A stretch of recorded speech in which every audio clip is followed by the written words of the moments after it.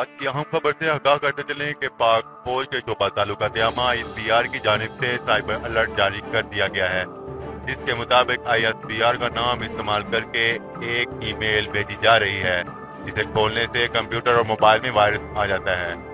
پاک فوج کے ترجمان کا کہنا ہے کہ invite@ispr.press کی جانب سے موصول ہونے والی کسی بھی ای میل کو نہ کھولا جائے، اس کا ISPR سے کوئی تعلق نہیں۔ اگر نادانستہ طور پر ای میل کھل جائے تو اس کے کسی بھی لنک کو کلک نہ کیا جائے، کیونکہ اس کا مقصد کمپیوٹر اور موبائل میں وائرس پھیلانا ہے۔ سائبر کرائم میں ہر ایک ایسی سرگرمی ہوتی ہے جس میں کمپیوٹر یا نیٹ ورک کو ایک ہتھیار کے طور پر استعمال کیا جاتا ہے۔ یہ کمپیوٹر سے جڑی ایک ایسی سرگرمی ہوتی ہے جو غیر قانونی ہے اور جن کا مقصد معلومات چرانا یا نقصان پہنچانا ہوتا ہے۔ دنیا کے مختلف ممالک میں وقتاً فوقتاً سائبر الرٹ جاری کیے جاتے ہیں جن کا مقصد کاروباری اداروں یا عام لوگوں کو سائبر حملوں سے محفوظ کرنا ہوتا ہے۔